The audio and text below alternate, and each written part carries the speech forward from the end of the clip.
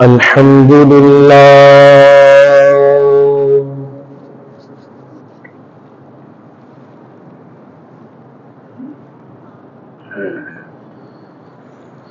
الحمد لله رب العالمين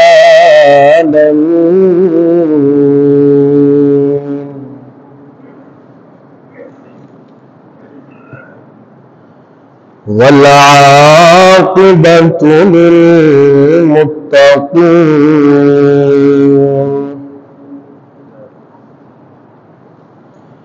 والصلاة والسلام على سيد الأنبياء والمرسلين أما بعد فأعوذ بالله من الشيطان الرجيم بسم الله الرحمن الرحيم يا أيها الذين آمنوا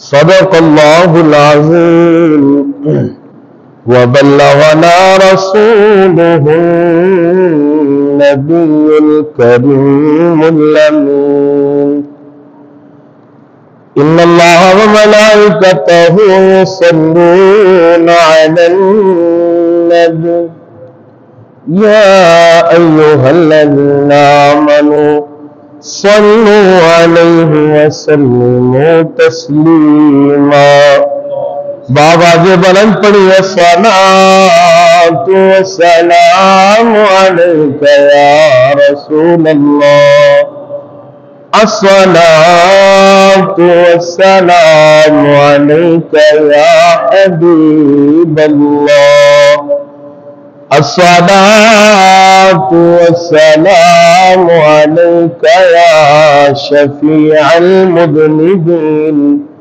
وعلى آلك وأصحابك يا رحمة للعالمين حضرت چلے معراج کو بلغ الأولاد کمالہ اندھیرا تھا اجلا ہوا کشف الدجا بجمالہ خلق عظیم کا وہ پیکر بنا حسنت جمیع خصالہ اور خدا نے کہا صلو علیہ وآلہ ہم در آقا پہ سر اپنا جھکا لیتے ہیں سچ بتا اے دنیا تیرا کیا لیتے ہیں جب نہیں ملتی کہیں سے بھی سکون کی دولت تیرے دیوان تیری محفل کو سجا لیتے ہیں اور جب سے دیکھا ہے نیازی وہ ریاض الجنت جب سے دیکھا ہے نیازی وہ ریاض الجنت ارے ہم تو گھر بیٹھ ہی جنت کا مزہ لیتے ہیں ہم تو گھر بیٹھ ہی جنت کا مزہ لیتے ہیں ملتا ہے پیام دل میں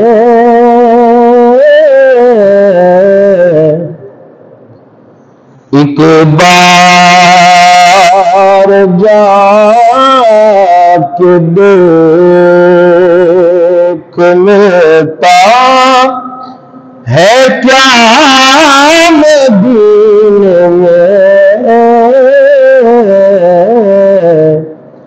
ایک بار جا کہ دیکھ کرتے ہے مال مال دامن بچھا کے دے خیرات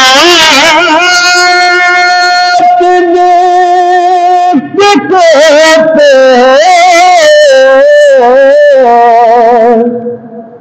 میرے منگتوں کی خیر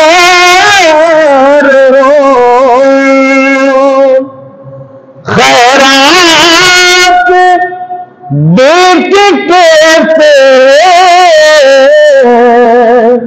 میرے منگتوں کی خیر ہو تو بھی اسی کرم کے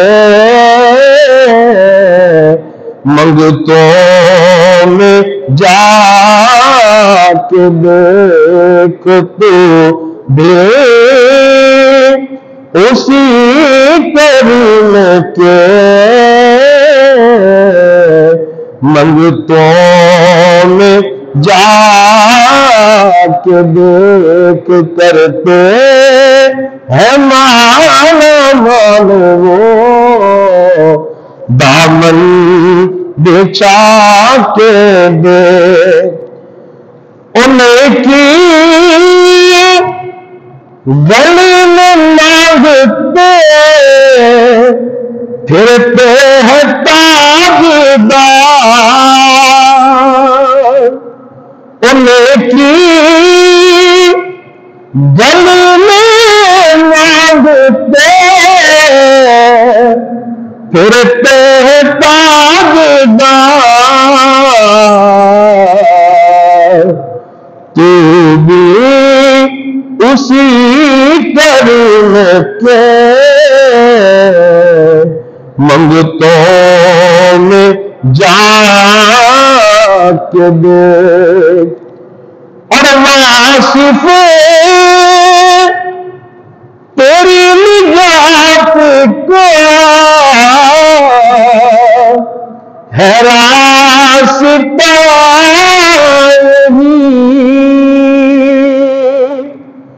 واصف تیری نجات کو ہے راستہ دل میں نبی کی حالت کو اپنے بسا کے دیکھ تو بھی نبی کی حالت کو دل میں بسا کے دیکھ مل کر ملتا ہے کیا مدینے میں ایک بار جا کے دیکھ کرتے ہیں مالا مال وہ دامن بچھا کے دے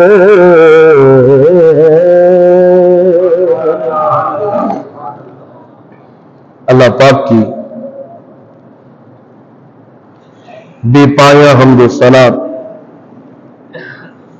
سرور کائنات فخر موجودات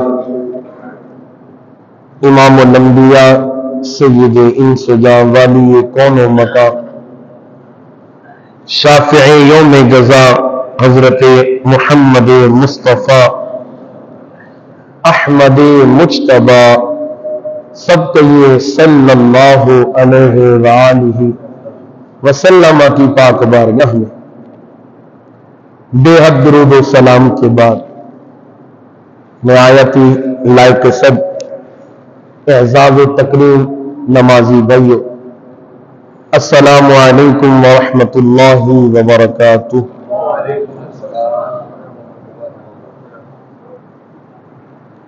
اللہ کے فضل و احسان سے رمضان المبارک کا تیسرا جمعہ پڑھنے کی سعادت حاصل کر رہے ہیں۔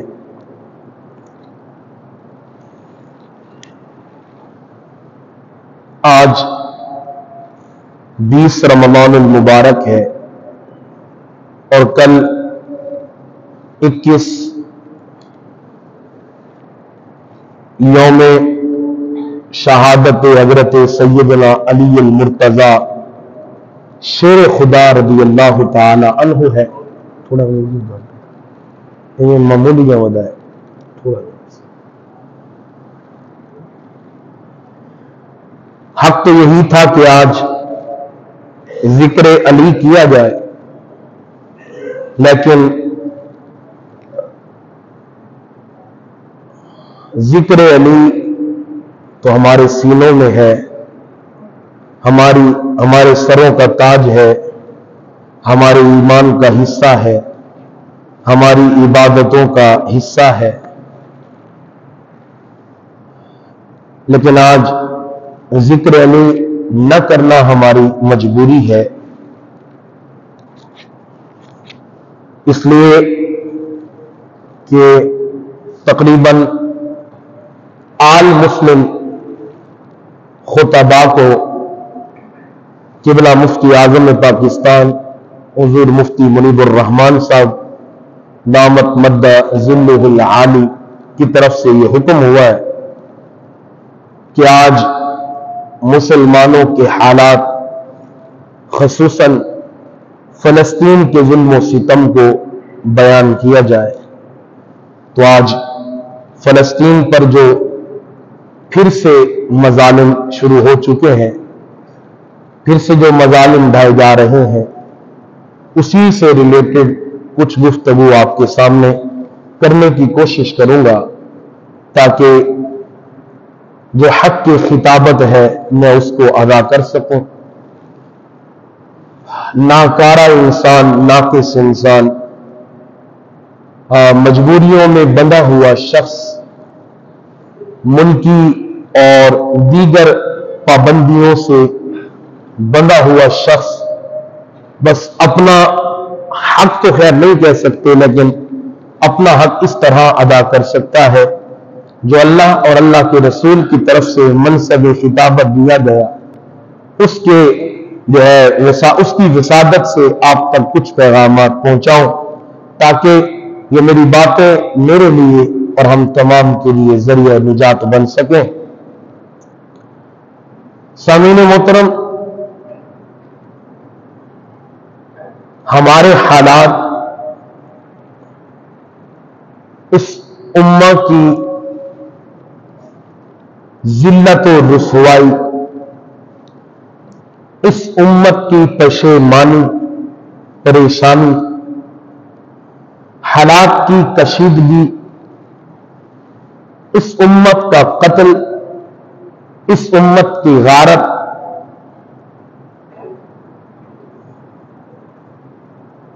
ایک عرصے سے دنیا میں چلی آ رہی ہے۔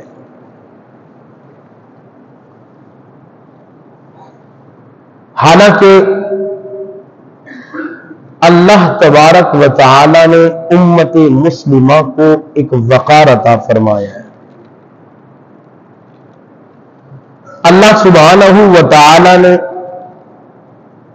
اس امت کو جو عروج عطا فرمایا ہے، جو مقام عطا فرمایا ہے، وہ اس دنیا میں جتنے بھی مذاہب اور ادیان کے ماننے والے ہیں، کسی کو بھی وہ مقام حاصل نہیں ہے جو امت محمدیہ صلی اللہ علیہ وسلم کو مقام حاصل ہے۔ سوال ہوتا ہے اللہ کی بارگاہ میں اتنی مقبولیت کے باوجود، اللہ تبارک و تعالیٰ کی بارگاہ میں اتنے مقام و مرتبے کے باوجود، رسالت مآب صلی اللہ علیہ وسلم کی نگاہ کرم کے باوجود بھی ہم ذلت و رسوائی کا شکار ہیں۔ وجہ کیا ہے؟ دنیا کے اندر الحمدللہ 1 ارب اور کئی کروڑ مسلم آبادی ہے، تقریباً 57 یا 58 ممالک اس خطہ ارض پر موجود ہے، اسلامی ممالک۔ تو وجہ کیا ہے کہ پوری دنیا میں تعداد کی کثرت ہماری ہے، پوری دنیا میں ممالک کی کثرت ہماری ہے، پوری دنیا میں جو قوت افرادی قوت ہے وہ ہماری ہے، اور پوری دنیا میں سچا دین جو ہے وہ ہمارا ہے۔ پوری دنیا میں اس وقت رب کی کتاب جس کنڈیشن و صورت میں نازل ہوئی تھی اسی کنڈیشن میں ہمارے پاس موجود ہے، اور وہ کتاب کہ جو ساری کتابوں پر فوقیت و اہمیت رکھتی ہے، اور اللہ نے ہمیں وہ نبی دیا کہ جو نبی تمام انبیاء پر فوقیت و فضیلت و اہمیت رکھتے ہیں، اتنے کمالات کے باوجود بھی ہم پستی کا، ہم ذلت و رسوائی کا شکار ہیں۔ آخر وجہ کیا ہے؟ تو کچھ تجزیہ نگار اس بات کا یہ جواب دیتے ہیں کہ ہماری ذلت و رسوائی کا سبب اسباب کی کمی ہے، ذلت و رسوائی کا سبب مال و دولت کی کمی ہے، ذلت و رسوائی کا سبب یہ معیشت کی کمزوری ہے۔ یہ کچھ تجزیہ نگاروں کا خدشہ ہے اور ان کی اپنی تجزیہ نگاری ہے، لیکن حکیم الامت شاعر مشرق ڈاکٹر علامہ اقبال رحمت اللہ تعالی علیہ لاہور کے شعر آپ کا یہ تجزیہ ہے، بلکہ آپ وہ حکیم ہیں جو اس امت کا درد بھی جانتے ہیں، اس امت کی بیماری بھی جانتے ہیں، اس امت کی بیماری کی دوا بھی جانتے ہیں۔ حکیم الامت آپ فرماتے ہیں ڈاکٹر علامہ اقبال کہ زوال بندہ مومن کا بے زری سے نہیں، اے امت مسلمہ اگر تمہارا یہ خیال ہو کہ اس امت کا زوال بے زری کی وجہ سے ہے، مال و اسباب کی قلت کی وجہ سے ہے، ایسا ہرگز نہیں ہے، بلکہ ذلت و رسوائی کے اسباب اور ہے، اور وہ اسباب کیا ہے؟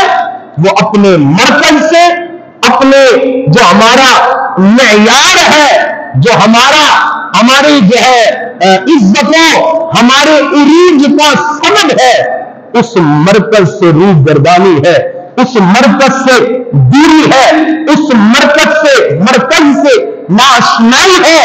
بس سبب یہ ہے، اگر آج بھی یہ امت اپنے مرکز سے جڑ جائے، مدینے والے، کملی والے مصطفیٰ صلی اللہ علیہ وسلم کے دامن سے آج بھی وابستہ ہو جائے، پھر وہ دن دور نہیں کہ اللہ تبارک و تعالی اس امت کو پھر سے عروج عطا فرمائے گا۔ یہ یاد رکھیے گا، یہ علامہ اقبال کا تجزیہ اور یہ صحیح تجزیہ ہے کہ ہمارا زوال اس کے اسباب بے زری نہیں ہے، مال و دولت کی قلت نہیں ہے، مال و دولت کی کمی نہیں ہے۔ مال و دولت کی کمی اسلام کی ابتدا میں رہی ہے، مال و دولت کی کمی اسلام کے ابتدائی دنوں میں رہی ہے، لیکن اسلام اور کفر کا معرکہ اول، اسلام اور کفر کے درمیان جو سب سے پہلی جنگ جسے غزوہ بدر کہتے ہیں، جب وہ لڑا گیا، مسلمانوں کی تعداد قبلہ 313 ہے، मुसलमानों की तादाद 313 है। कुछ ज़िरे हैं, कुछ घोड़े हैं, कुछ तलवारें हैं, सामने 1000 का लश्कर है, उनके पास घोड़ों की भी कसरत है, उनके पास गिरोह की भी कसरत है, उनके पास तलवारों की भी कसरत है। हम 313 पे माल की भी किल्लत है, तो अफराद कुव्वत की भी किल्लत है। अभी इस्लाम की इब्तिदा है, 313 थे मगर अपने मरकज से जुड़े हुए थे। अल्लाह ने 313 को हजारों को फतह अता फरमाई थी। तो ये याद रखिएगा, जिबान बंदा है मोमिन का बेज़री से नहीं है। हाँ, हम इसलिए कमजोर नहीं, हम इसलिए रुसवा नहीं कि हमारे पास असबाब की कमी है, नहीं। आज का अगर आप दौर देखें, मैं समझता हूं अल्लाह तबारक व तआला ने जो इस्लाम को मुल्क अता फरमाए, जो मुस्लिम ममालिक है, अल्लाह रब्बुल इज्जत ने हर तरह की नेमत से नवाजा है। सिर्फ आप अपने पाकिस्तान को देख लें, हमारे पाकिस्तान के पास क्या कुछ नहीं है। हर चीज अपनी अल्लाह ने दे रखी है। वो अलग बात है कि हमें जो लोग मिले वो इस अहल नहीं थे।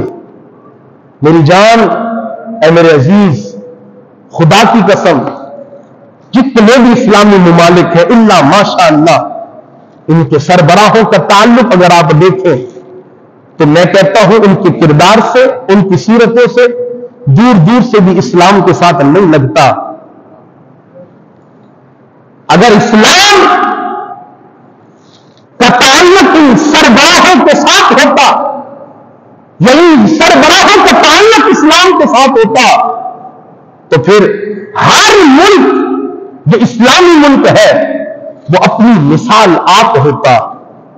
लेकिन अभी आप पूरी दुनिया का अगर मुताला करते हैं, पूरी दुनिया का, इस वक्त पूरी दुनिया में जो मर रहे हैं, जो कट रहे हैं, जो बिछ रहे हैं, जिनकी गर्दनें उड़ाई जा रही हैं, जिनको जिल्लत और रुसवाई का शिकार किया जा रहा है पूरी दुनिया में, और कोई नहीं है, सिर्फ और सिर्फ मुसलमान है।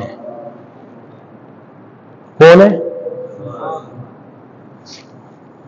हमारी बेटियों के सरों से, हमारी मां बहनों के सरों से उनकी चादरों को खींचा जा रहा है। वो बहनें बेटियां हमारे मुसलमान हैं। रिसालत मआब सल्लल्लाहु अलैहि वसल्लम, जब हातिम ताई की बेटी रिसालत मआब सल्लल्लाहु अलैहि वसल्लम की बारगाह में, लड़ाई के बाद, जंग के बाद हुजूर की बारगाह में आई, तो सरकार दो आलम सल्लल्लाहु अलैहि वसल्लम ने अपनी मुबारक चादर हातिम ताई की बेटी के सर पे डाली। सहाबा किराम ने अर्ज की, या रसूलल्लाह सल्लल्लाहु अलैहि वसल्लम, काफिर की बेटी के सर पे आप अपनी रहमत की चादर बिछा रहे हैं, काफिर की बेटी। इरशाद फरमाया, काफिर की है तो क्या हुआ, है तो बेटी ना। काफिर की है तो क्या हुआ, है तो बेटी। आज हम भी रहमत कौनैन दो आलम सल्लल्लाहु अलैहि वसल्लम की बारगाह में हुई अर्जी करते हैं, या रसूलल्लाह सल्लल्लाहु अलैहि वसल्लम, जिस तरह आपने हातिम ताई की बेटी के सर पे रहमतों वाली चादर रखी, या रसूलल्लाह, आज ये उम्मत मुस्लिमा आपकी रहमत की तरफदार है। आज आप इस उम्मत पर अपनी रहमतों वाली चादर का साया अता फरमाए। यकीनन आपकी चादर से अल्लाह इस उम्मत को फिर से उरूज अता फरमाएगा। जरूरत इस अमर की है कि अपना ताल्लुक उस मरकज से जोड़िए, अपना ताल्लुक रिसालत मआब सल्लल्लाहु अलैहि वसल्लम से जोड़िए, वगरना हमारा जीवन बेजरी से नहीं है। हाँ, असबाब की किल्लत से नहीं है। इस्लाम की अगर आप इब्तिदा देखें, मालो असबाब की कितनी कमी है। रिसालत मआब सल्लल्लाहु अलैहि वसल्लम ग़ज़वा उहद के बाद जब हजरत अमीर हमजा और हजरत मुसअब बिन उमैर रज़ियल्लाहु ताला अन्हुमा खत्मुल कुरान के हवाले से ये आपके पास तशरीफ ला रहे हैं, इनके साथ दिल खोल कर ताअमुल कीजिए। ये अपना काम करते रहेंगे, आप मेरी तरफ توجہ کیجئے گا، یہ فلسطین کا درد میں آپ کے سامنے عیاں کر رہا ہوں، درد دل رکھ رہا ہوں، توجہ کرنی ہے آپ نے. دوسری پڑھی اللہم صلی علی سیدنا و مولانا محمد وبارک وسلم. حضرت امیر حمزہ رضی اللہ تعالی عنہ کی بہن حضرت صفیہ سلام اللہ علیہا رسالت مآب کی پھوپھی جب 2 چادریں لائی کہ ان 2 چادروں میں حضرت امیر حمزہ کو کفن دیا جائے، تو اس وقت مسلمانوں کے پاس حضرت امیر حمزہ کو کفن دینے کے لیے جو چادریں مہیا تھی وہ کتنی تھی؟ 2 تھی. اور حضرت مصعب بن عمیر کا جنازہ بھی وہیں پہ موجود ہے. اور کون ہے یہ مصعب بن عمیر؟ یہ مصعب بن عمیر وہ ہے رسالت مآب صلی اللہ علیہ وسلم حضور آپ فرمایا کرتے تھے کہ میں نے پورے عرب میں مصعب بن عمیر سے اچھا لباس پہننے والا کسی کو نہیں دیکھا. سب سے اچھی خوشبو استعمال کرنے والا مصعب بن عمیر کے علاوہ میں نے کوئی اور نہیں دیکھا. کون مصعب بن عمیر؟ مکہ کی ایک امیر کافرہ خاتون کے بیٹے کا نام مصعب بن عمیر ہے. یہ مصعب بن عمیر ایسی خوشبو استعمال کرتے جب گلیاں گزر جاتے کئی کئی گھنٹے ان گلیوں سے مصعب بن عمیر کی خوشبو لہرتی رہتی. لوگ کہتے تھے کہ یہاں سے مصعب بن عمیر سے گزر ہوا ہے. ایسا نوجوان اور ایسا امیر نوجوان، ایسا نفیس نوجوان یہ مصعب بن عمیر. جب ان پر نگاہ مصطفیٰ پڑی رسالت مآب صلی اللہ علیہ وسلم پر، کلمہ طیبہ پڑھ کے، کلمہ شہادت پڑھ کے اسلام لے آئے. ماں کافرہ تھی، ماں کو پتا چلا کہ بیٹا کلمہ پڑھ کے مسلمان ہو گیا. ماں نے گھر سے بے دخل کیا، ماں نے لباس لے لیا. حضرت مصعب بن عمیر بارگاہ مصطفیٰ میں 2 چادروں میں پیش ہوئے. حضرت مصعب بن عمیر اسلام میں زندگی بسر کرنے لگے. حبشہ کی طرف جب مسلمانوں نے ہجرت کی، ان ہجرت کرنے والوں میں ایک حضرت مصعب بن عمیر ہے. پھر حالات سازگار ہوئے جب مسلمان حبشہ سے واپس آئے. رسالت مآب صلی اللہ علیہ وسلم نے حضرت مصعب بن عمیر کو دیکھا. وہ عرب کا نوجوان کہ جس کے جسم پہ مہنگا لباس ہے، وہ عرب کا نوجوان کہ جس کے جسم پہ اعلیٰ نسلی لباس ہوتا تھا، وہ عرب کا نوجوان کہ جس کے جسم سے، جس کے لباس سے خوشبوئیں مہکا کرتی تھی. آج وہ عرب کا نوجوان، وہ مصعب بن عمیر اس لباس میں آ رہا ہے کہ جگہ جگہ پیمند لگے ہیں، جگہ جگہ سے وہ لباس پھٹا ہوا ہے. رسالت مآب صلی اللہ علیہ وسلم نے دیکھا کہ میرے کریم آقا کی مبارک آنسو سے مبارک آنسو گرنے لگے. صحابہ کرام نے عرض کی یا رسول اللہ روتے کیوں ہے؟ ارشاد فرمایا یار اس جوان کو دیکھو، اس جوان کے جسم کی خوشبو نہیں ختم ہوتی تھی. اس جوان کو دیکھو کہ جس کے لباس سے ہمیشہ مہک اٹھتی تھی، جس کا لباس آنا ہوتا تھا. آج اسلام کی وجہ سے اس میں پیمند لگا لباس پہنا ہوا ہے. اللہ ایسے لوگوں کی قربانیاں اگر قبول نہیں کرے گا تو پھر کس کی کرے گا؟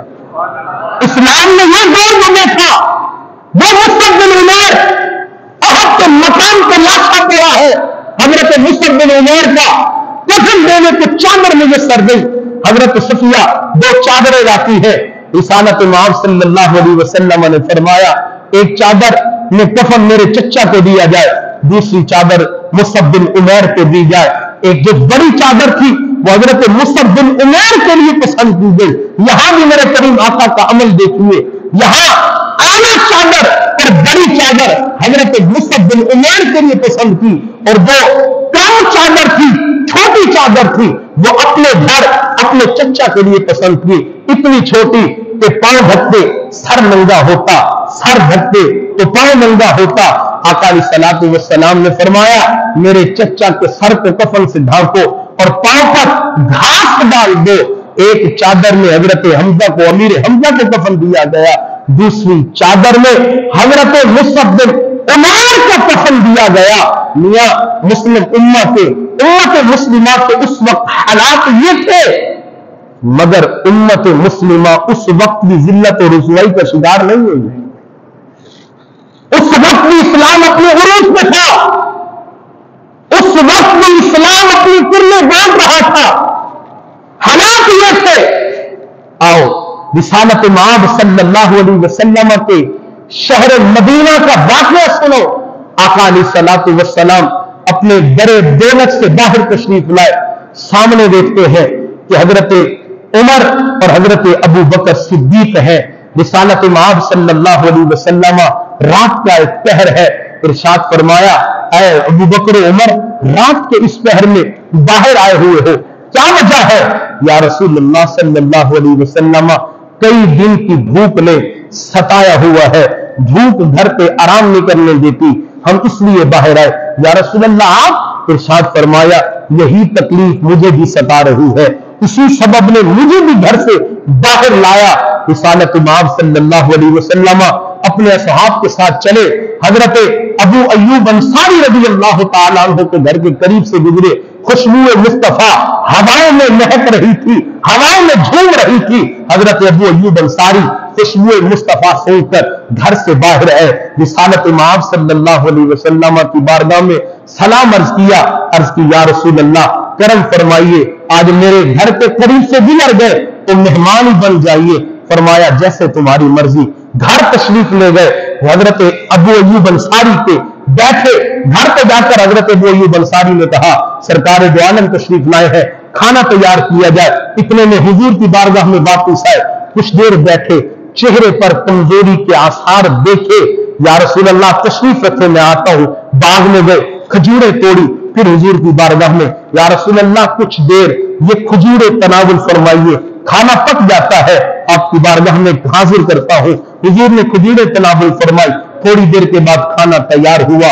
سرکار دو عالم صلی اللہ علیہ وسلم کی بارگاہ میں دسترخوان سجا، کھانا سجا۔ حضور صلی اللہ علیہ وسلم نے کھانا کھولا، دیکھا کہ گوشت تیار ہے۔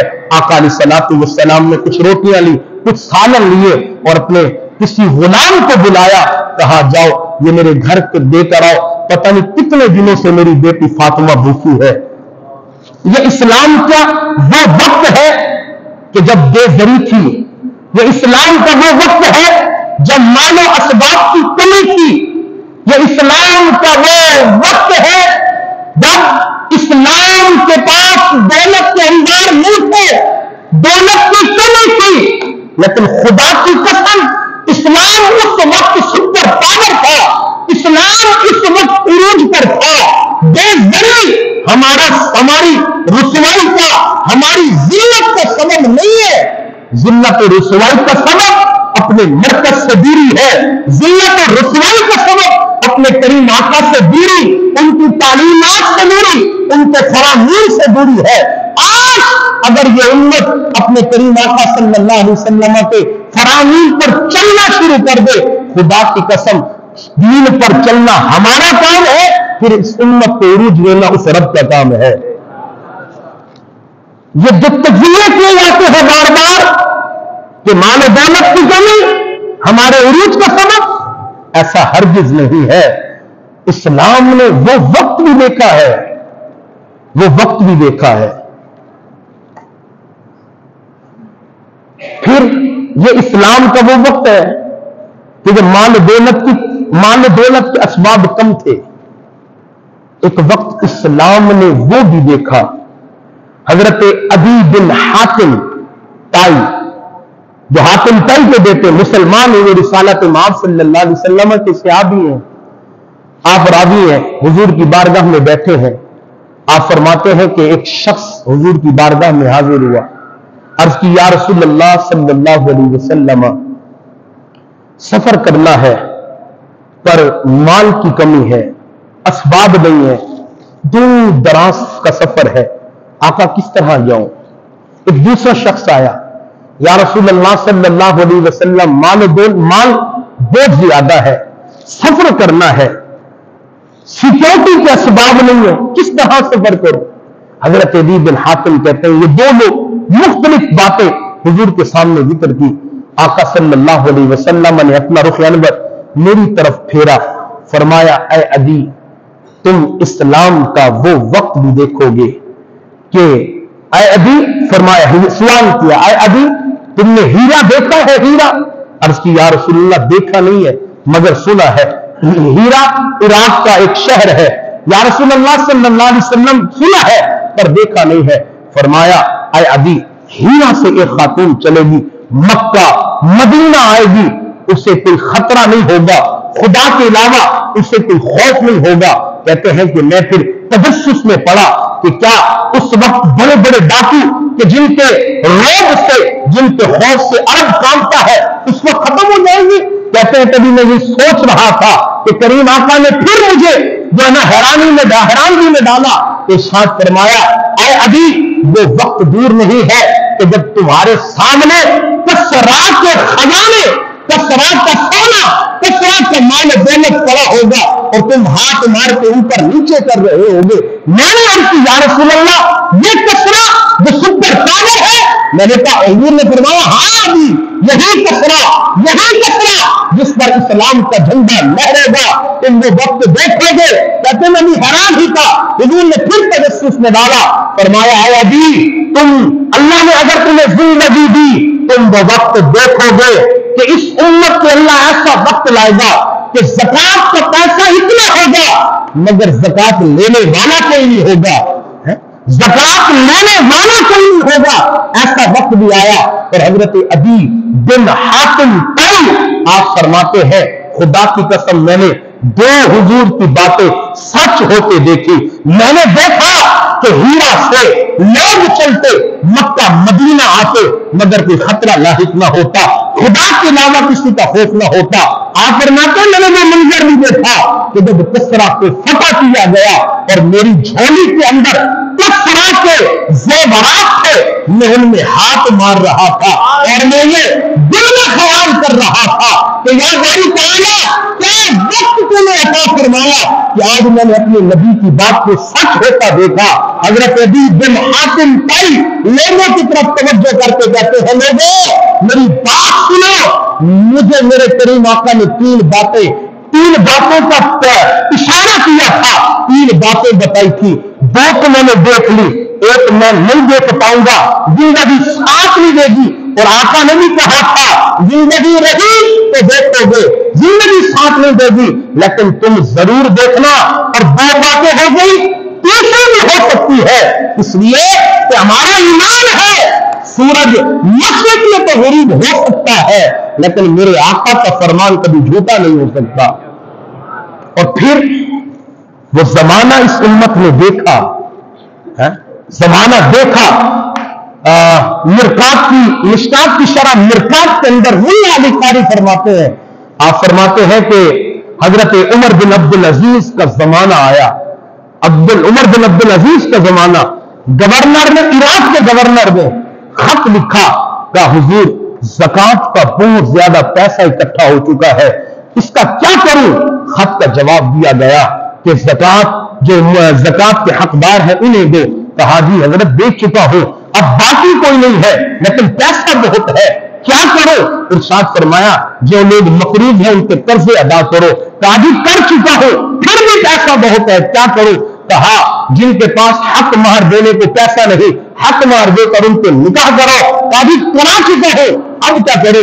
कहा कि गुलामों को पैसे देकर गुलामों को आजाद कराओ। कहा जी करा चुके हो, फिर भी बहुत माल है। इरशाद फरमाया कि फिर एक काम करो, जब ज़कात लेने वाला कोई नहीं बचा, मकरूज कोई नहीं बचा, गुलाम कोई नहीं बचा, तो फिर जो काफिर है, जो हमें टैक्स देते हैं, जो हमारे ज़िम्मी है, इनके पास ये माल दौलत लेकर जाओ, उन्हें दो। कहा ये कर्जे के तौर पर रखो, अपने घर बनाओ, अपने जो है ना वो कारोबार करो, अब नफा उठाओ, और अगर हो सके तो कर्ज दे देना, मगर न इस्लाम तुम्हें कर्ज माफ करेगा। मुल्ला अली कारी फरमाते हैं कि जमाने ने वो मंजर भी देखा कि ज़कात का पैसा तो बहुत है मगर ज़कात लेने वाला कोई नहीं है। امت نے یہ وقت بھی دیکھا اور امت نے مال و اسباب کی قلت کا وقت بھی دیکھا، لیکن اسلام اس وقت بھی کہاں تھا؟ عروج پر۔ کیوں تھا؟ کیوں تھا؟ آؤ سنیے۔ حضرت عمر بن خطاب رضی اللہ تعالیٰ عنہ کا زمانہ جب یروشلم فتح ہوا، اسلام کی بڑی بڑی فتوحات ہیں، فتح مکہ ہے، اور انہی فتوحات میں جو سب سے بڑی فتح وہ یروشلم ہے، جو اسلام نے یروشلم میں اسلام کے جھنڈے گاڑے۔ یہودیوں کا جو وقت آقا علیہ الصلوۃ والسلام کے دیوانے مستانے حضور کا کلمہ پڑھنے والے آپ صحابہ وہاں بھی پہنچے، وہاں بھی اسلام کے جھنڈے گاڑے۔ حضرت عمر بن خطاب کے زمانے میں جب یروشلم فتح ہوا، حضرت ابو عبیدہ بن جراح رضی اللہ تعالیٰ عنہ اس عظیم لشکر کے عظیم سپہ سالار تھے، زمانہ عمر کا ہے۔ حضرت ابو عبیدہ بن جراح نے خط لکھا، عرض کی یا رسول اللہ صلی اللہ، میرے سامنے حضرت ابو عبیدہ کا نام بھی ہے، دائیں طرف دیکھیں، یہ وہ عظیم سے آدمی ہے کہ جن کا شمار عشرہ مبشرہ میں ہے۔ حضرت ابو عبیدہ بن جراح اسلام کے عظیم سپاہی ہے، کئی کارنامے حضرت ابو عبیدہ بن جراح کے۔ ایک قافلہ جب یروشلم کی طرف، جب یہ اسلام کا قافلہ جا رہا تھا یروشلم کی طرف، ان کفار بدبختوں نے اپنے گھروں کی چھتوں پر، ان کے گھر ایسے تھے کہ دور دور سے لوگ ان کے گھروں کے حسن کو دیکھنے آتے تھے، انہوں نے گھروں کی چھتوں پر حسین خواتین کھڑی تھی، ان کے ہاتھوں پہ پھول کی پتیاں بھی، پلیٹیں بھی، اور یہ کہا کہ یقیناً جب یہ لشکر گزرے گا ہمارے گھروں کی خوبصورتی دیکھے گا اور چھتوں پہ نظر ڈلے پڑے گی، تمہارے طرف بھی نظر پڑے گی، اگر پھر بھی نہ پڑے تو پھول کی پتیاں برسانا پھر نظر پڑے گی۔ حضرت ابو عبیدہ بن جراح اس عظیم لشکر کے سپہ سالار، جب یہ قافلہ آ رہا ہے، حضرت ابو عبیدہ بن جراح نے دور سے ان بدبختوں کی چال سمجھ لی۔ حضرت ابو عبیدہ بن جراح ڈوبے، آپ نے اس قافلے کی طرف رخ کیا، خطاب فرمایا، اے مسلمانوں کے گروہ، اے قافلے والوں، کافروں کی یہ چال ہے، مگر تم دین مصطفیٰ کے پابند ہو، مگر تم نبی کریم کا کلمہ پڑھنے والے ہو، اپنی نظروں کو اپنی گردنوں کے نیچے جھکا کر چلنا ہے۔ جب یہ قافلہ ان بدبختوں کے گھروں سے گزرنے لگا، ان کا خیال تھا اوپر چہرے جائیں گے، اوپر گردنیں اڑے گی، انہوں نے پتیاں بھی ڈالی، پھول کی پتیاں ڈال ڈال کے وہ خواتین تھکی۔ صحابہ کرام نے گردنیں اٹھانا تو دور، ایک آنکھ بھی نہیں جھپکائی، اوپر کی طرف دیکھا ہی نہیں۔ ان یہودی خواتین عورتوں نے تھالیاں نیچے پھینکی، کہا بدبختوں، تم انہیں رسوا کرنے کے لیے عورتوں کی چال چل رہے تھے، مگر یہ وہ نہیں کہ جو عورتوں کی چالوں میں آئے، یہ تو محمد عربی کے غلام ہے۔ جتنی عورتیں چھت پہ چڑھی تھی تاریخ گواہ ہے، اسلام کے کردار کو دیکھ کر کلمہ پڑھ کے سب کی سب مسلمان ہو گئی۔ یہ وہ عبیدہ بن جراح، انہوں نے خط لکھا کہ اے امیر المؤمنین، یروشلم فتح ہوا، مبارک ہو، لیکن یروشلم والے آپ کے دیدار کے طلبگار ہے، آپ تشریف لائے تو معاملات آپ کے ہاتھ سے سپرد کریں گے۔ حضرت عمر فاروق حکمران تھے تو یہ تھے، حکمران تھے تو یہ تھے یار۔ اگر اللہ اس تعداد میں دو عمر آئے ہیں، دو عمر، ایک عمر بن خطاب اور دوسرے عمر بن عبد العزیز، اگر اللہ تبارک و تعالیٰ عمر بن ان دونوں عمروں کو کچھ زندگیاں اور دے دیتا، خدا کی قسم یہ اسلام کے وہ شیر ہیں، اگر انہیں زندگی کچھ اور ملتی پوری دنیا میں کلمہ طیبہ رائج ہو جاتی۔ یہ حکمران حضرت عمر بن خطاب رضی اللہ تعالیٰ عنہ، بات سناؤ تو پھر بات مکمل نہ ہو۔ حضرت عمر بن خطاب رضی اللہ تعالیٰ عنہ دن میں اپنی جو خلافت کے معاملات تھے وہ نبھاتے، اور رات میں آپ امت کا خیال رکھتے، امت کے احوال کو جانتے، کہیں کوئی تکلیف میں تو نہیں، کہیں کوئی پریشانی میں تو نہیں۔ حضرت عمر بن خطاب رات میں گشت فرما رہے تھے، دیکھتے ہیں کہ خیمہ لگا ہے، خیمہ لگا ہے، اس میں ایک جوان ہے، ایک نوجوان ہے اور ایک خاتون ہے. آپ جوان کو باہر بلاتے ہیں، آپ فرماتے ہیں مدینے کے لگتے نہیں ہو، کہاں سے آئے ہو؟ حضرت جی مسافر ہوں، گزر ہو رہا تھا، میری بیوی درد ذل سے ہے، حاملہ ہے، درد ذل لاگو ہے، تکلیف میں ہے. سوچا، خیال کیا کہ یہی بچے کی ولادت ہو جائے، کیونکہ سنا ہے کہ یہاں کا جو امیر المومنین ہے عمر بن خطاب ہے، بڑے عادل ہے، بڑے منصف ہے. بس اسی سوچ سے یہاں رکے ہیں، کوئی تکلیف نہیں دے گا. آپ نے فرمایا کسی قسم کی کوئی ضرورت ہو تو بتاؤ. کہا جی بس ایک خاتون درکار ہے. حضرت عمر گھر تشریف لے گئے، اپنی اہلیہ سے کہا کہ تشریف لاؤ، نیکی کا موقع آیا ہے. حضرت عمر بن خطاب کی بیوی خیمے میں آئی. حضرت عمر بن خطاب رضی اللہ تعالیٰ عنہ اور وہ نوجوان جو اس خاتون کا شوہر تھا، دونوں باہر ہیں. حضرت عمر اس کی خدمت میں لگے ہیں، کبھی پانی دیتے ہیں، کبھی دودھ دیتے ہیں، ہاتھ میں بھی پانی ہے. ادھر بچے کی ولادت ہوئی. اندر سے حضرت عمر کی بیوی نے آواز دی، اے امیر المؤمنین مبارک ہو، اللہ نے بیٹا عطا فرمایا ہے. وہ نوجوان چونکہ جانتا نہیں تھا یہی عمر ہے، جب اس نے دیکھا کہ جب سنا کہ یہ امیر المؤمنین ہے، کانپنے لگا، ہاتھ سے پیالہ چھوٹا، زمین پہ گرا. کہا آپ عمر ہے جس کے روب و خوف سے زمانہ کانپتا ہے، آپ میری خدمت میں لگے ہیں. حضرت عمر بن خطاب نے کہا تیرا کیا خیال ہے، یہ زمانہ عمر کے قہر سے، زمانہ عمر کے روب و خوف سے گھبرا رہا ہے، کیا کہ میرا کوئی ذاتی کمال ہے؟ نہیں، میرا کوئی ذاتی کمال نہیں ہے، یہ سارا کمال در مصطفیٰ کا ہے. اللہ. حضرت عمر بن خطاب رضی اللہ تعالیٰ عنہ رات کو گشت فرما رہے ہیں، ایک گھر سے رونے کی آواز آئی. آپ قریب گئے، خاتون سے پوچھا بچے رو رہے ہیں، آگ کا دھواں اٹھا ہے، بچے رو رہے ہیں، وجہ کہہ کر دھوپ سے تڑپ رہے ہیں. بات سنی ہے ایمان کو تازہ کرنے کے لیے، بات کو کمپلیٹ کرنے کے لیے. کہا جی بچے بھوک کی وجہ سے رو رہے ہیں اور میں عمر کی جان کو رو رہی ہوں. ہمارا امیر ہے، ہمارا حکمران، ہمارا حاکم اور بادشاہ ہے، اسے ہمارے حالات کو پتہ نہیں، میں عمر کی جان کو رو رہی ہوں. حضرت عمر وہیں سے بھاگے، بیت المال راشن اٹھایا، اپنے کندھے پہ ڈالنے لگے. حضرت اسلم جو آپ کے غلام ہے، کہا آقا مجھے دیجیے، میں اٹھاتا ہوں. کہا اسلم قیامت کے دن میرا بوجھ اٹھانا ہے؟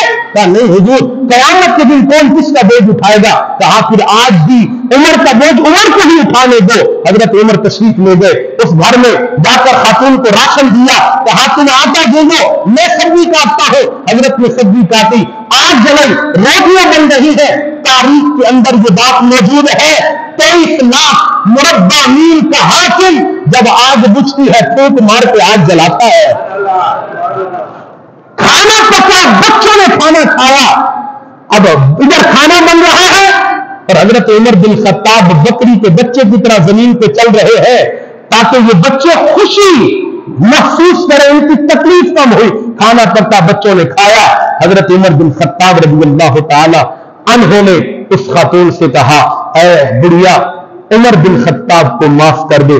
کہا تو بڑا آیا عمر کا چہنے والا، تو بڑا آیا عمر کا درویش، عمر کو معاف نہیں کروں گی. کئی راتیں ہو گئی یہ بچے اس طرح بھوک سے بلک بلک کر سو جاتے ہیں، عمر کو معاف کر دوں. نانا عمر کو معاف نہیں کروں گی. کہا اماں معاف کر دے، وہ انسان ہے، 23 لاکھ مربع آدھی دنیا کا بادشاہ ہے، معاملات دیکھنے ہیں، رات کو جاگتا بھی ہے، نیند سے بھی آتی ہے، وہ بھی انسان ہے، معاملات اس کے ساتھ معاف کر دے.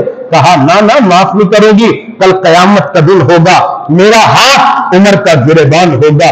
جب بات یہاں پہنچی حضرت عمر بن خطاب رونے لگے دھاڑے مار کے. کہا بڑھیا اے خاتون، یہ عمر، یہ تیرا مجرم تیرے سامنے ہے، آج جو کہنا ہے یہی کہہ لے، قیامت کے دن حساب نہیں دے پاؤں گا، جو کہنا ہے یہی کہہ لو. اس خاتون نے کہا آپ عمر ہیں، آپ عمر ہیں؟ کہا میں عمر ہوں. اتنے میں حضرت علی المرتضی اور دوسرے ایک صحابی پتہ کرتے کرتے پہنچے. کہا حضرت آپ یہاں؟ کہا یار یہ خاتون ناراض تھی، اسے راضی کر رہا تھا. کہا خاتون اب بتاؤ مجھ سے راضی ہو؟ کہا راضی ہوں. کہا یہ بات لکھ کر دے دو کہ تم مجھ سے راضی ہو یا میں نے تمہیں راضی کر لیا. اس خاتون نے لکھا. حضرت عمر نے کہا اے علی یہ نہ رکا، یہ خط تجھے دیتا ہوں، جب مرو میری قبر میں یہ رکھ دینا، کل قیامت کے دن جب اللہ کی بارگاہ میں پیش ہوں گا، اللہ پوچھے گا عمر آدھی دنیا کا تمہیں حکمران بنایا تھا، کیا کر رہے ہو؟ تو میں کہوں گا باری تعالیٰ تیری مخلوق میں خاتون ناراض تھی، اسے بھی راضی کر کے آیا ہوں، اسے ناراض ایسے حکمران بھی اللہ نے اسلام کو عطا کیے۔ جب یروشلم فتح ہوا، حضرت عمر بن خطاب جب چلے، ایک سواری دو لوگ، ایک آقا ایک غلام، حضرت عمر بن خطاب نے باریاں مقرر کی، کچھ دیر میں بیٹھوں گا تم مہار پکڑو گے، کچھ دیر تم بیٹھو گے مہار میں پکڑوں گا۔ کہا حضور مہربانی فرمائیں، آپ آقا ہیں میں غلام کی کیا مجال کے اوپر بیٹھے آقا چل رہا؟ کہا نہیں، حکم ہے میرا۔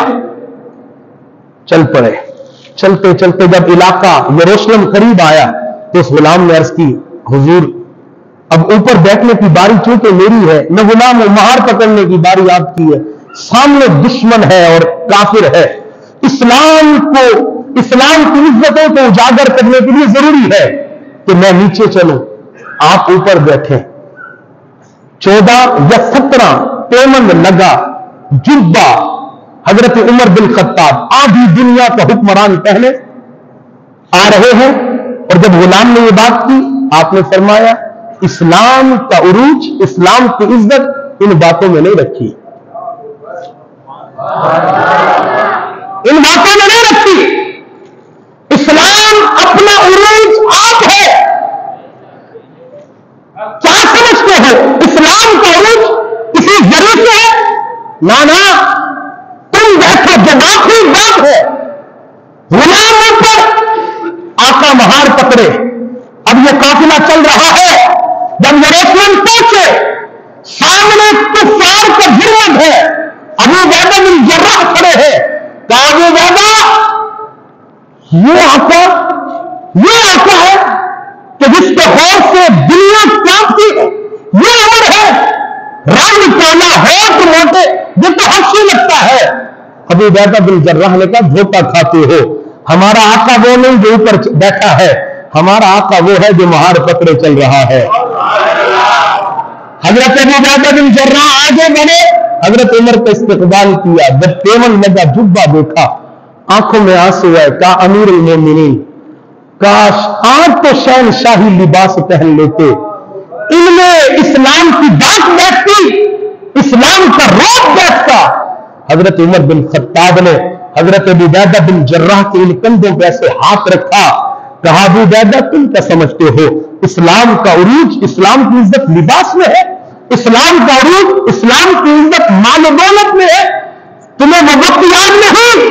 وہ وقت تھا کہ جب عمر کا باپ خطاب عمر کو 5 اونٹ سنبھالنے کو دیتا تھا، اور میں اونٹ عمر لین میں نہیں لگاتا تھا، باپ مارتا تھا کہ تجھ سے 5 اونٹ لین میں نہیں لگتے، وہ عمر کہ جس سے 5 اونٹ لین میں نہیں لگتے تھے، آج وہ عمر آدھی دنیا کا حکمران ہے اور پوری سلطنت کو چلا رہا ہے۔ مجال ہے کہ کوئی کسی پہ ظلم کر دکھائے، مجال ہے کہ کوئی کسی کے ساتھ زیادتی کر کے دکھائے، یہ حضور کے جوڑوں کا صدقہ نہیں ہے تو ابو عبیدہ پھر اور کیا ہے؟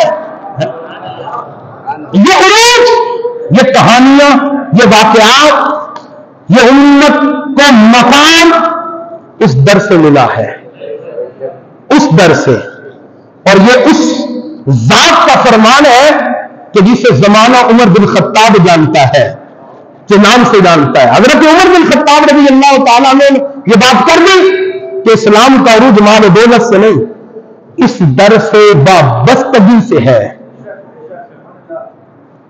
اب بس آخری بات کر کے گفتگو ختم کرتا ہوں۔ فلسطین میں جو کچھ ہو رہا ہے، فلسطین، اور یہ فلسطین وہ زمین ہے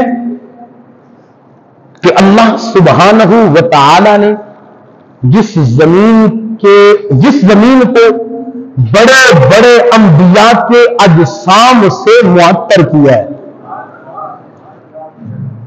فلسطین وہ زمین ہے کہ اللہ تبارک و تعالی نے یہاں کئی انبیاء کا نزول فرمایا ہے، کئی انبیاء۔ فلسطین فلسطین وہ زمین ہے کہ جو حضرت عیسیٰ علیہ السلام کی پیدائش گاہ ہے.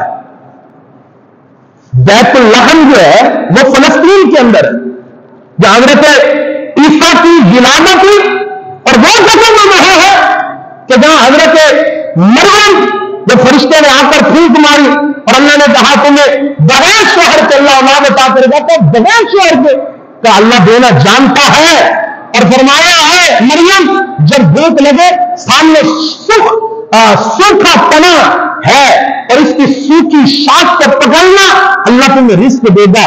جب حضرت مریم کو بھوک لگا کرتی آپ سوکھی شاخ کو ہلاتی تھی, اللہ بے موسم پھل عطا فرماتا تھا, اور اللہ اس بات کی طرف اشارہ فرماتا تھا اے مریم تو بیٹے پہ پریشان ہو رہی ہے, جو رب بے موسم سوکھی شاخ سے پھل دے سکتا ہے وہ رب بغیر باپ کے بیٹا نہیں عطا فرما سکتا. وہ جگہ وہاں ہے, اور اسلام کا قبلہ اول جس کی سب سے پہلے تعمیر خانہ کعبہ کی تعمیر کے 40 سال کے بعد جو سب سے پہلی تعمیر کرنے والے حضرت آدم ہے, وہ بیت المقدس وہ فلسطین میں ہے, جس کی تعمیر پھر حضرت سلیمان نے کی. کن سے کرائی؟ شیطانوں سے, سوری اللہ اکبر, جنات سے, استغفر اللہ ربی, جنات سے کرائی. اور آج بھی اگر آپ بیت المقدس کو دیکھیں, مسجد اقصی کو دیکھیں, اس کی جو بناوٹ ہے اس وقت انجینئر وہ انجینئر کون تھی؟ وہ سارے انجینئر جنات تھے جنہوں نے حضرت سلیمان کو وہ اساس سے ڈر کر کی. اللہ میں نے اپنے درس میں بھی ذکر کیا تھا کہ حضرت سلیمان کو تو آپ اپنے اساس کے سہارے کھڑے اور رو پڑ دو گے, لیکن کھڑے رہے. ادھر بیت المقدس تعمیر ہوتا رہا, ادھر بیت المقدس کی تعمیر مکمل. اللہ نے دیمک کو حکم دیا کہ سلیمان کے عصا کو کھائے, عصا کھایا گیا, حضرت سلیمان پھر زمین پہ تشریف لائے. پھر پتا چلا کہ حضرت کا وصال ہو چکا ہے. اور یہ مسجد اقصی اس کو وہ اعزاز حاصل ہے کہ جو پوری دنیا میں کسی کو حاصل نہیں ہے. کعبہ میرے ایمان کا حصہ ہے, مدینہ میری جان ہے, لیکن جو خصوصیت مسجد اقصی کو حاصل ہے وہ نہ خانہ کعبہ کو ہے نہ مدینہ کو ہے. وہ کیا ہے؟ وہ یہ ہے, یہ خصوصیت, یہ خصوصیت. ہاں وہ کیا ہے؟ مسجد اقصی کو یہ اعزاز حاصل ہے کہ اس مسجد میں میرے نبی نے 2 مرتبہ امامت فرمائی. کتنی مرتبہ؟ خصوصیت کیا ہے اس میں؟ امامت تو حضور نے مکے میں فرمائی, مدینے کی خصوصیت کیا ہے؟ خصوصیت یہ ہے یہاں امام بھی نبی تھے, مقتدی بھی نبی تھے. امام بھی نبی, مقتدی بھی نبی. معراج پر جاتے ہوئے سرکار نے یہاں امامت فرمائی. معراج سے جب واپس تشریف لے الوداع میں تقریب ہوئی, وہ بھی مسجد اقصی میں ہوئی, اور وہاں پر میرے آقا نے پھر ان انبیاء کی امامت فرمائی. یہ خصوصیت صرف اور صرف کسے حاصل ہے؟ وہ ہماری جان ہے, ہماری ایمان کا حصہ ہے. آج اسی پہ مظالم ہے. آج اسی سرزمین کہ جس سرزمین نے انبیاء کے قدموں کو چوما ہے, جو زمین حضرت یوسف کا مسکن, جو زمین حضرت یعقوب کا مسکن, جو زمین حضرت اسحاق کا مسکن, حضرت اسماعیل کا مسکن, حضرت ابراہیم کا بھی مسکن کچھ وقت کے لیے رہی. یہ زمین ایسی زمین, اور اس زمین کی سلامتی کی ذمہ داری اس پر ہے, صرف فلسطینیوں پر. پوری امت مسلمہ کی یہ مشترکہ زمین ہے, پوری امت کی. چند منٹ آپ کو دوں گا بڑی معذرت کے ساتھ, موضوع بڑا اہم ہے, اور میرے استاد مفتی اعظم پاکستان مفتی منیب الرحمان صاحب کا حکم ہے, اس لیے کچھ منٹ آپ کو لے رہا ہوں تاکہ بات آپ کو سمجھا کے جاؤں. فلسطین کی زمین پوری مشترکہ ہے, مشترکہ زمین ہے مسلمانوں کے درمیان. یہ فلسطینیوں کی بھی نہیں ہے, صرف پورے مسلمانوں کی ہے. اس کی بقا کی ذمہ داری صرف فلسطینیوں پر نہیں بلکہ پوری امت مسلمہ پر ہے. پوری امت کٹ رہے ہیں صرف اور صرف فلسطینی، مر رہے ہیں صرف اور صرف فلسطینی، اور کاٹ کون رہا ہے؟ یہودی۔ اچھا انہیں اسرائیل نہ کہا کرے یا اسرائیلی نہ کہا کرے، اس لیے کہ اسرائیل جو ہے وہ حضرت یعقوب علیہ السلام کا لقب ہے، قرآن میں بھی موجود ہے یا بنی اسرائیل، بنی اسرائیل سے مراد اولاد یعقوب ہے، تو مطلب اسرائیل حضرت یعقوب کا لقب ہے۔ تو یہ جو یہودی ہے، اچھا یہ جو جن کو ہم اسرائیلی کہتے ہیں، ان کا اور فلسطینیوں کا جھگڑا کیا ہے؟ کیا اسرائیل یہ جس کو ملک کہتے ہیں آپ، یہ کوئی الگ سے ایک ملک تھا؟ اس کی حقیقت کیا ہے؟ حقیقت یہ ہے جب ان یہودیوں کو جرمنیوں نے مار کر بھگایا تو انہوں نے آ کر فلسطین کے اندر پناہ لی، ٹھیک ہے جی، اور یہ فلسطین شام کا حصہ بھی رہا ہے، ہاں یہ فلسطین شام سے الگ نہیں تھا، حضور کے زمانے میں یہ حصہ رہا ہے، اور کئی مشہور ملک جو ہے نا یہ پورا ایک شام تھا۔ اسرائیلیوں کو جب جرمنیوں نے مار بگایا تو انہوں نے آ کر یہاں پر ان سے جگہ لی، خریدی، ان سے جگہ خریدی اور گھر بنائے، اور پھر جگہ خریدتے خریدے پوری کالونی تیار کی، اور جب یہ طاقت میں آئے تو انہوں نے اس پوری کالونی کو اپنا ایک ملک بنوا لیا، اور الحمدللہ یہ اعزاز اس ملک کو حاصل ہے کہ اس ملک نے آج تک اسے تسلیم نہیں کیا، یہ اعزاز الحمدللہ ہے ہمارے پاس، ہم نے آج تک انہیں۔ اچھا اب جس کے گھر پر تم نے قبضہ کر لیا ہو، کیا وہ اپنا گھر چھڑوائے گا نہیں تم سے؟ وہیں پہ تم نے اپن't طاقتیں بنوائی، اور پھر انہی کے گھر میں بیٹھ کر انہی کی عبادت گاہ پہ تمہاری نظریں، بیت المقدس کی طرف تمہاری نظریں، یہ پھر زیب نہیں دیتی۔ آج فلسطینی جو کٹ رہے ہیں نا، یہ اپنی مال کے لیے نہیں، اپنی دولت کے لیے نہیں، کٹ رہے ہیں صرف اور صرف بیت بس، اور ان کے ہاں جو لشکر ہے، لوگوں نے اس کے بارے میں مختلف باتیں کہی ہوئی ہیں کہ جی وہ لشکر شیعوں کا ہے،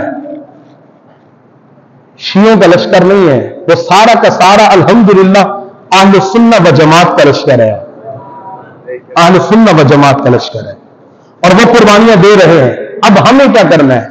اچھا اللہ کے کرم سے بیچ میں کچھ حالات بہتر ہو گئے تھے، لیکن پھر سے مظالم شروع ہو گئے، پھر بچے کٹ رہے ہیں، پھر عورتوں پہ ظلم ہو رہا ہے، اور پتہ ہی کیا ہے؟ اچھا کون کون سی باتیں آپ کے سامنے ذکر کروں؟ اچھا وہ تو جو کر رہے ہیں، ہم کیا کر رہے ہیں ایک دوسرے کے ساتھ؟ وہ آپ بڑے سمجھدار لوگ ہیں، سارے سمجھدار ہیں، کسی بھی گھر میں چوری تب ہوتی ہے کہ جب تک گھر کا بیدی نہ ہو، ایسے ہے نا جی، جب تک گھر کا بیدی نہیں ہوگا چوری۔ ہم سب اپنے آپ کو کمزور کیے ہوئے ہیں، سنی، بریلوی، شیعہ، دیوبندی، اہل حدیث، فلاں بن سرائکی، بلوچی، پٹھان، سندھی، ہزارے وال، فلاں بن فلاں۔ حالانکہ ہماری پہچان کیا ہے؟ مسلمان۔ ہماری پہچان کیا ہے؟ یا بلکہ یوں کہ ہماری قوم کیا ہے؟ بس ہماری پہچان یہ، ہماری قوم یہ مسلمان۔ اب جب غیر دیکھتا ہے کہ یہ تو اپنے آپ سے لڑے ہوئے، یہ ایک دوسرے کی گردنیں اڑا رہے ہیں، تو پھر وہ فائدہ اٹھاتے۔ فرقوں کا اختلاف اپنی جگہ، اس طرف تو میں جا ہی نہیں رہا، لیکن یار فرقوں سے ہٹ کر جو ہم ایک دوسرے کو ٹانگیں کھینچ رہے ہیں، یہ کیا ہے؟ ہم ایک دوسرے کو تباہ کرنے کی کوشش کر، یہ کیا ہے؟ کیا رب کو منہ نہیں دکھانا؟ رب کو جواب نہیں دینا؟ لوگوں کی عزتیں پامال کرنے پہ چلے، لوگوں کو رسوا کرنے پہ چلے، چار پیسہ کسی کے پاس آ جائے دوسرے کو ذلیل کرنے پہ چلے، ہم ایک دوسرے پہ تہمتیں لگائے، ذلت کرے، رسوائی کرے، قتل کرے، غارت کرے، دھوکے دے، چوریاں کرے، ڈکیت بنے ہم ایک دوسرے کے ساتھ، پھر کافر ہم کو ظلم نہیں کرے گا، پہلے تو ہمیں ایک دوسرے کے ساتھ ملنا ہے، ایک دوسرے کے ساتھ چلنا ہے، ایک دوسرے کو اعتماد کرنا ہے، اعتبار کرنا ہے، ایک دوسرے کی عزتوں کا خیال رکھنا ہے۔ اور میں آپ ہم سب گھروں میں بیٹھ کر جا رہے تھے اور بڑے پریشان ہیں، بڑے پریشان ہیں، کلمہ پڑھ کے تو پریشان ہو گئے، ہم تو اسلام لا کے پریشان ہو گئے۔ خدا کبھی اس سے باہر ہے۔ اسلام آپ کی ذلتوں کا سبب نہیں ہے، اسلام تو آپ کی عزتوں کا سبب ہے۔ ذلتیں کوئی اور باتیں ہیں، ذلتیں کچھ اور ہے، ان سے باہر ہے۔ اب فلسطین پہ جو ظلم ہو رہا ہے، آپ سوال کر سکتے ہیں میاں امام صاحب اتنا وقت لیا آپ نے، اب ہم کیا کریں؟ تلواروں میں جا کر لڑیں؟ اب اس سے تو ہم رہے، جب تک حکومت کوئی فیصلہ نہیں کرتی، ہم حکومتوں کے پابند ہیں، جب تک آرڈر نہیں آتا، جہاد نہیں شروع ہوتا، تب تک ہم نہیں کر رہے، کر بھی نہیں سکتے۔ اب کیا کریں؟ ہم 3 کام کر سکتے ہیں۔ کتنے کام؟ کتنے؟ پریشان ہو گئے آپ لوگ؟ اگر آپ گھنٹے میں تقریر ختم کر دیتا ہوں، لیکن 5 لوگ کہتے ہیں کچھ بیان کرنے میں بند کر دو، سارے بولے کروں تقریر آگے۔ ہم 3 کام کر سکتے ہیں۔ کتنے؟ 3 کام۔ اچھا آپ کو یہ نہیں کہے گا نا امام صاحب نے اپنی مرضی سے سارا وقت لے لیا، جمعہ پڑھنا تھا، گھر جانا تھا، یہ کرنا، میں آپ کی مرضی سے تقریر کر رہا ہوں، صرف 3 باتیں کر کے گفتگو ختم کرتا ہوں۔ کتنے کام ہم کر سکتے ہیں اور کرنے چاہیے؟ نہیں کرو گے خدا کی قسم قبر میں بھی جوتے پڑیں گے، آخرت میں بھی اللہ کے حضور جواب دہ ہوں گے ہم سب۔ وہ 3 کام کیا ہے؟ 3 کام یہ ہے، مصلی بچھائیں، نمازیں پڑھیں اور اپنے فلسطینی بھائیوں کے لیے دعائیں کریں۔ کیا کریں؟ یہ پہلا کام ہے۔ پہلا کام وہ حضور کی حدیث ہے نا کہ جہاں 40 لوگ دعا کریں، ان 40 میں کوئی ایک اللہ والا ہوتا ہے، ان 40 اس ایک کے صدقے اللہ 40 کی دعا قبول کرتا ہے۔ اور لازمی نہیں ہے وہ 40 دستاروں والے ہیں، وہ دنیا دار بھی ہو سکتے ہیں، وہ کوئی ہو سکتا ہے۔ اللہ ہے، اللہ کس کو مقام دے؟ ہم تو وہ ظاہر کے حکم لگا رہے تھے اس نے فلاں کر دیا، فلاں یہ فلاں فلاں، نہیں، اللہ کے ہاں کس کا کیا مقام ہے یہ اللہ جانتا ہے۔ حضرت موسیٰ نے دیکھا کہ شخص کو، وہ شخص کیا کہہ رہا ہے؟ یا اللہ تو میرے پاس آ، میں تجھ سے ملاقات کرتا ہوں، تیرے بالوں کو دھوتا ہوں، تجھے کنگھی کرتا ہوں، تیرے آنکھوں میں سرمے ڈالتا ہوں۔ حضرت موسیٰ نے دیکھا کہ عجیب شخص ہے، اللہ کی گستاخی کرتا ہے، اللہ کی گستاخی کرتا ہے۔ کہا حضور دے کہاں گستاخی کر رہے ہو؟ کہا نہیں گستاخی کرتے ہو، اور بظاہر ہے تو گستاخی، اللہ جسم سے پاک ہے۔ کہا بھی آئے سر میں ڈالوں، کنگھیاں دوں، بال صاف کرو۔ جب حضرت موسیٰ نے کہا چیخ مارتے ہوئے وہ جنگل کی طرف دوڑا۔ حضرت موسیٰ علیہ السلام جب ایک عرصے کے بعد اللہ کی بارگاہ میں کوہ طور پہ گئے ملاقات کے لیے، حضرت اللہ نے کہا اے موسیٰ تم نے ہمارے محبوب کو ناراض کر دیا، تم نے ہمارے پیارے کو ناراض کر دیا۔ کہا مولا وہ پیارا وہ تو تیری گستاخی کر رہا تھا۔ کہا نہیں وہ میرا پیارا ہے اور آپ کا پیارا ہے۔ اس وقت پوری کائنات کی جو میں دعائیں قبول کر رہا ہوں اسی ایک کی وجہ سے کر رہا ہوں۔ اللہ کی شان میں کام بہرحال پہلا کام یہ کہ ہم دعائیں کریں۔ دوسرا کام یہ ہے کہ میرا خیال ہے ہم میں سے ہر شخص انٹرنیٹ استعمال کرتا ہے، مختلف I D, Instagram, Facebook, YouTube پہ آپ کے چینل ہوں گے، مختلف واٹس ایپ وغیرہ، اپنے ان اکاؤنٹس میں فلسطین کے حق میں بات اٹھائیں۔ اچھا کیا ہوگا؟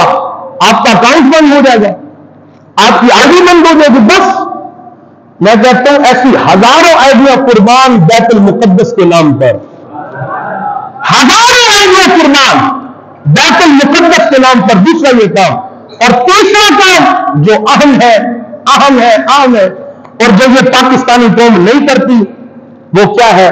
وہ یہودی مصنوعات، اسرائیلی مصنوعات کا بائیکاٹ۔ کیا پیٹ میں درد ہو جائے تو سپرائٹ نہیں پینی، سینے میں تیزابیت ہو جائے تو 7 اپ نہیں پینی، کوکا کولا اور پیپسی سے باہر آ گئے، سین کو دفع کر دے۔ جی ماشاءاللہ آپ کے پاکستان کی پروڈکٹ بھی موجود ہے، پاکستان کی فیزت آ گئی ہے، نیکسٹ کولا اسے پیے اگر تیزابیتیں ختم کرنی ہے۔ تو یہ اہم کام ہے اور اگر ہم سوچیں، یہ میں سوچتا ہوں، میں مثال کے طور پر میری ایک کوٹ بند کرنے سے ان کا کیا ہوگا؟ صرف آپ کی ایک کوٹ جو آپ خرید رہے ہیں نا، چلو آپ اتنا تو مان لیں گے، یا چلو ایک چھوڑو 5 خرید لو، ہفتے میں ان 5 سے ان کے جو بندوقوں میں تو گولی چلتی ہے، وہ گولی تو آ جائے گی، اور اسی گولی سے ہمارا مسلمان بھائی مر رہا ہے، بچے شہید ہو رہے ہیں۔ کیا قیامت کے دن ہم پھر جواب دیں گے؟ بات کچھ سمجھ آ رہی ہے؟ اللہ عمل کی توفیق عطا فرمائے۔